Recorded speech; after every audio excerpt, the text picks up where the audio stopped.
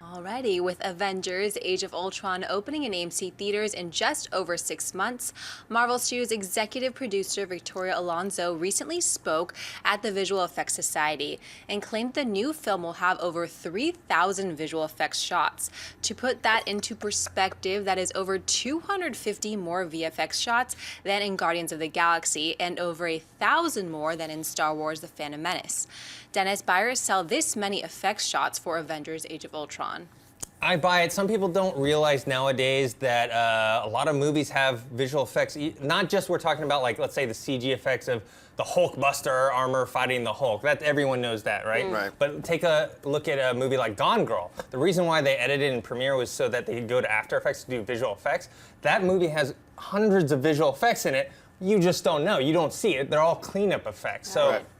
Something like Age of Ultron is going to have all the CG stuff plus tons of other stuff, just little tiny like user interface stuff, logo changes on buildings. There's going to be so much. It's more of what shots aren't going to have any visual effects on them. So I totally buy this. Alicia? Yeah, I buy this too. It makes sense. I mean, you've got all the characters, as you said, who need visual effects and their equipment, like Iron Man, Hulkbuster, and then you have the new characters like Scarlet Witch and Quicksilver, and then Ultron, and then Ultron's army. So it makes complete sense. They also said they're going to use about 12 different visual effects companies from about 7 different countries around the world, and one of those, of course, is Industrial Light and Magic, and they've created this new performance capture system that can really capture more of the performances, like Mark Ruffalo as the Hulk. I think that is really cool. So more visual effects doesn't necessarily mean a better movie, but I think they're planning something big. So yeah, I'm buying this.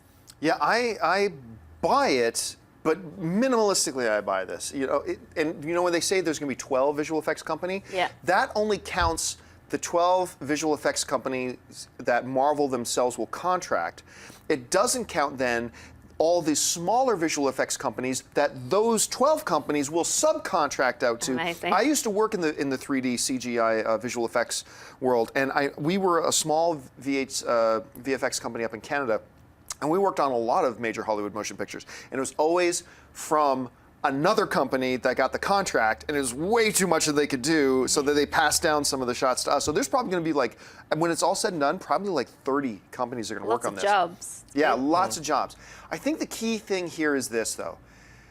A huge amount of visual effects shots does not mean the movie's going to be great, and it doesn't mean it's not going to be great. What I'm really curious to hear, though, I've got a number of friends who are big Marvel fans.